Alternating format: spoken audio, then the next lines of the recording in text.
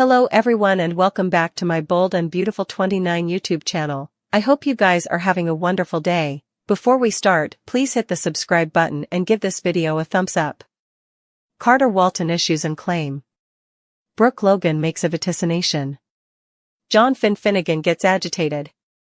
Plus, Katie Logan makes it clear that she finds Steffi Forrester Finnegan's conduct unskillful. Steffi sits down at her office at Forrester Creations. Katie says she's transferred the press release to Hope Logan. Steffi reasons it's the professional thing to do, so Hope isn't blindsided.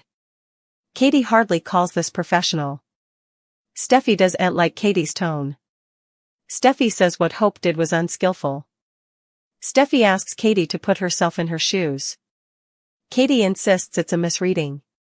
Carter says Ridge Forrester and Steffi trust him to make sure everything is in order. Carter doesn't suppose they'll read through it, they know we do. Carter can't believe they're about to take over Forrester Creations. Hope clutches the papers to her casket with a petrified look on her face.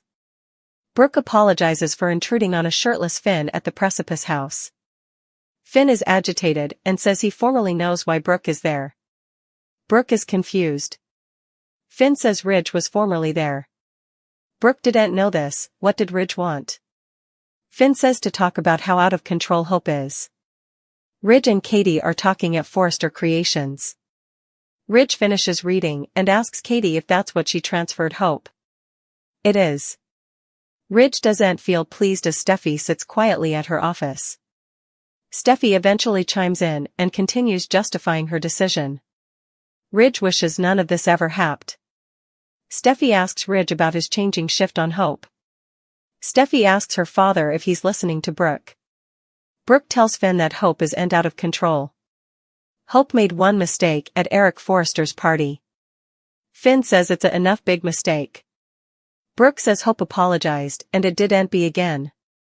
Finn brings up the lingerie fall. Brooke says it was an accident. Finn says, Hope projected me to the office wearing lingerie. Steffi walked by. Sounds like assault grounded on Finn's description. I'm surprised Steffi hasn't filed charges against Hope yet. Going back to the occasion, Brooke insists it's all just a big misreading. Hope is not interested in you, Finn. Carter asks Hope if she should be reading that press release again. Hope just can't believe it. Poof. Hope's heritage is gone. Hope continues talking about her times of hard work, meaning nothing. Carter picks up the papers and considers his plan again. Ridge and Steffi debate about Hope's termination. Steffi justifies her decision. Ridge says it's about the company. Katie reasons that this is end in hand. Hope is Brooke Logan's son, that's going to shoot shockwaves. Katie leaves to tend to business. Steffi tells Ridge to clarify whose side he's on. Steffi says it doesn't sound like Ridge is backing her. It sounds like Ridge is defending Hope and Brooke, Steffi insists. Finn and Brooke continue mooting. Brooke says she knows what it feels like to be penalized for commodity she didn't do. Finn agrees, but that's not what happened then. There was no injustice, what Hope did was wrong, and she needs to take responsibility and move on. Denying it's a bad look, Finn says. Brooke makes herself impeccably clear, Hope does not want you. She's moving in an entirely different direction. She has no interest in you whatsoever. Finn looks confused. Or perhaps hurt. Perhaps Finn just wants Hope to want him. Hope says she can see Carter is torn. Hope is torn too, she insists. Carter has always valued fidelity. Carter is proud of that. Hope says that occasionally fidelity is lost. Carter asks Hope if this is one of those times. Hope says they've tried to play by their rules when the game is designed for only them to win. Carter and Hope both feel dismissed and discarded. Hope blames Steffi. Hope brings up Carter's expansion pitch again. Hope says the Forresters couldn't conjure that vision, much less make it be. Hope tells Carter that's the real reason they rejected his pitch. Carter brings up how the Forresters have slammed the Logans over the times. Hope says that Brooke was given a non-position at Forrester, and her line is fully dependent on Ridge's support. Hope suggests that Steffi could fire Katie next, and no bone would question it. Hope warns Carter that if he continues supporting the Logans, Steffi will want him out. Hope suggests that Ridge will support Steffi, not his stylish friend. Carter says if they do this, there's no going back. Hope asks if they really want to do this. Carter reasons they left them no choice. Carter is going to talk to Ridge one further time before filing the paperwork. Carter advises Hope to stay for his call. Hope says she believes in Carter always. They kiss. Brooke reminds Finn that he was Hope's friend formerly. Finn says until Hope crossed the line. Brooke says Hope is a homewrecker. Hope crossed a line, but she shouldn't be penalized ever. Brooke says Steffi has made miscalculations, too. Brooke predicts that the press will wonder why Steffi's timber similar foolish opinions for the business.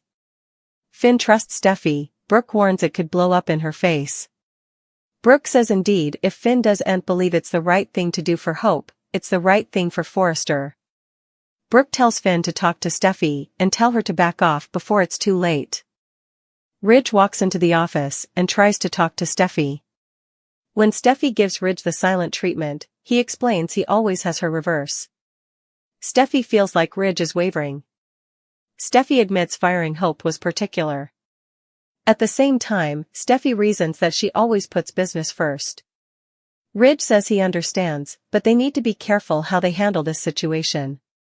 Ridge calls it delicate.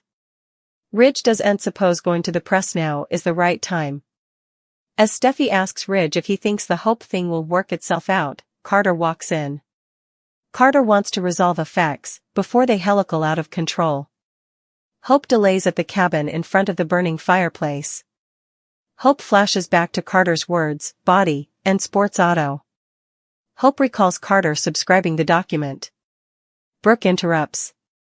Hope is visibly startled. Hope sips her coffee as Brooke admits she talked to Finn.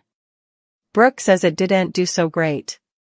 Brooke wishes Finn believed Hope wasn't making a play for him. Brooke brings up Carter stealing Hope's heart.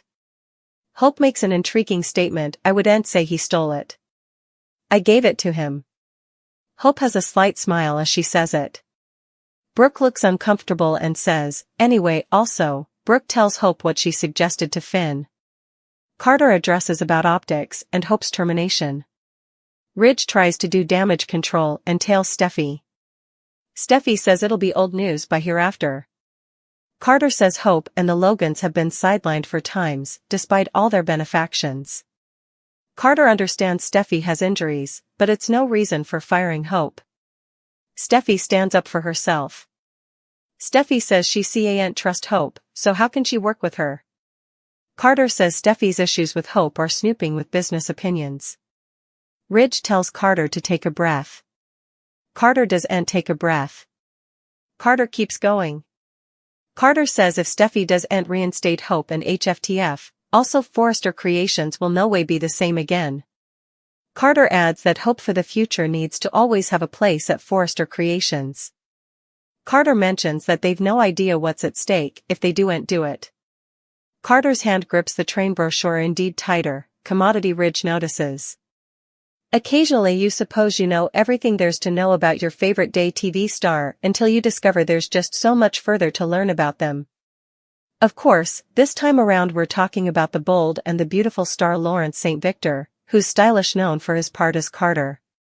The actor has participated some of his likes and dislikes in a new interview with Soap Opera Digest. Speaking to the publication, Lawrence was asked what was the weirdest thing he's ever eaten. He said, frog legs. I'm not a addict, and it doesn't taste like funk. I don't watch what people say, it tastes like commodity differently. As far as who he'd trust to babysit for him, Lawrence said it would be good old Steffi Forrester.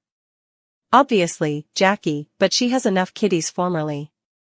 I suppose Annika would be a great sitter, he said. Lawrence was also asked about Zanies. He said, they're stupendous, but they get a bad rap. We can't judge every Zany grounded off what a couple of Zanies have done. The Zany I like serves me funk nuggets and French feasts. The handsome actor is also a full-time pen for the Bold and the Beautiful. Speaking about his part, he said, "The most delightful part has been the exploration. I was writing this occasion and there's a scene between Ridge and Brooke, and I wanted to see what it was like when they first met." What was that feel?